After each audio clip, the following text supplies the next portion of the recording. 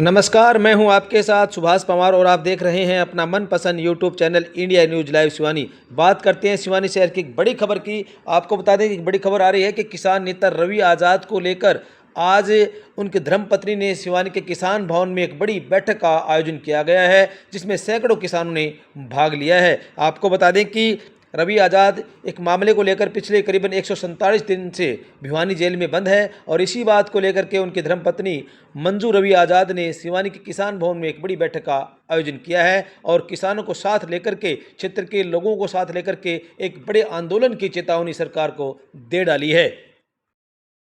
सिवानी शहर के किसान भवन में आयोजित हुई बैठक में क्षेत्र के सैकड़ों किसानों ने भाग लिया और इस बैठक में फैसला लिया गया कि अगर रवि आज़ाद को समय रहते हुए न्याय नहीं मिला और सरकार द्वारा किसी बड़ी एजेंसी के माध्यम से इसकी जांच पड़ताल नहीं करवाएगी तो मंजू रवि आज़ाद एक बड़ा आंदोलन करने जा रही है और हो सकता है कि वो अपने गांव बहल से लेकर चंडीगढ़ या बहल से लेकर के दिल्ली तक की पैदल यात्रा भी कर सकती है। इसी बात को लेकर के इस बैठक में बड़ा फैसला लिया गया है।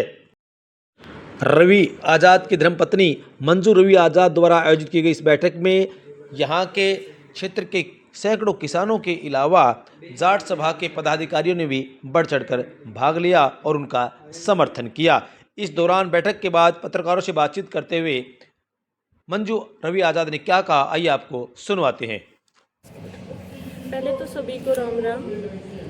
आज ये जो मीटिंग रखी गई इसका मेन उद्देश्य था कि रवि आज़ाद को आज 147 दिन हो गए अंदर गए हुए और सरकार प्रशासन कोई भी मतलब ना तो हमें सबूत दे रही है कि भी उनकी इतनी बड़ी कोई दोष उन्होंने कर रखा है जिसकी उनको सजा मिले और ना वो कोई रिहाई हमें दे रही है, ना कोई हमें संतुष्टिजनक कोई आंसर दे रही है। तो मुझे इसके लिए हमारे जो जितने मौजूद आदमी हैं, जो हमारी कमेटी 1 महीने पहले बनी थी, मैंने उनको संगठित किया ताकि हम आगे की कार्रवाई कर सके। भाई हमें लीगल प्रोसेस करना है तो कैसे करना है, या फिर हमें कोई सामाजिक कोई मुद्दा उठाना हो तो उसके बिहाफ पे मैंने मीटिंग बुलाई थी। जी, तो कंक्लूजन क्या निकला है इसकी बैठक? अभी मीटिंग चल ही रही है। इसमें यही है, एक तो हम जैसे हमारा जो लीगल प्रोसेस है हम उसके साथ रहेंगे, क्योंकि पता है हमें लीगल प्रोसेस के बिना तो कोई चीज़ें होती भी नहीं। उसके साथ साथ हम प्रशासन से एक मांग कर रहे हैं, मैं लगातार ही मांग कर रही हूँ और आगे भी करती रहूँगी। और उसके साथ साथ मेरी एक प्रशासन को अब एक चेतावनी भी है, जब मैं सरकार को भी सीधा सीधा एक चेतावनी दे रही हूँ, क्योंकि अब बात बहुत दिन हो गई।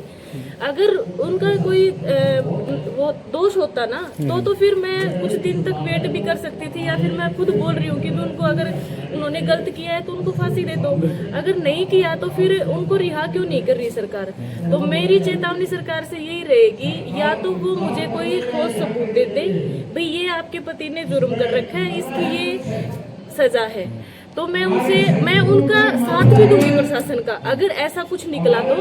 लेकिन अगर प्रशासन का दोष होता, रवि का दोष नहीं होता, तो फिर मेरी प्रशासन से एक गुहार भी है, एक चेतावनी है कि मैं पैदल मार्च तक करूंगी। मुझे चंडीगढ़ जाना पड़ा पैदल तो मैं जाऊंगी, मुझे दिल्ली जाना पड़ा तो मैं जाऊंगी, लेकिन मैं मेरे पति को अब ज्यादा दिन अंदर नहीं रख सकती और उसके लिए मुझे जो करना पड़ा मैं करूंगी। सरकार रवि आज़ाद को अंदर कर सकती है लेकिन मुझे नहीं कर सकती। मैं खुद रवि आज़ाद बन के सरकार के सामने खड़ी हूँ और उनको जवाब देना भी पड़ेगा।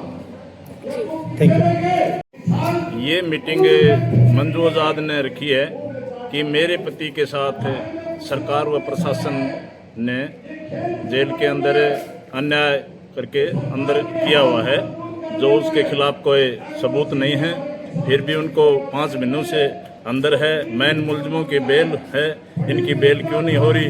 और इन्होंने एक अपील की हुई है, भाई मेरे पति के साथ गलत हुआ है, इसकी उच्च एजेंसी से जांच की जाए।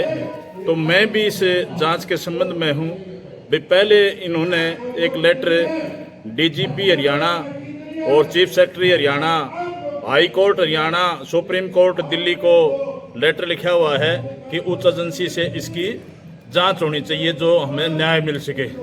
इनको भिवानी प्रशासन से इनसे न्याय की वो नहीं है, तो ये मेरा भी सुझाव है प्रशासन से और से इसकी उस एजेंसी से इनकी इंक्वायरी खुला दी जाए। एजेंसियां इसी बात की हैं, इनको भी संतुष्टि हो जाए। तो हमारे को तो इन्होंने आज बुलाया था, भाई मेरे पति को अंदर है, इसके बारे में आप क्या सुझाव? हमारा तो ये सुझाव है उसकी बेल हो जानी चाहिए, उसको न्याय मिलना चाहिए, हमारा तो ये सुझाव है। Thank you.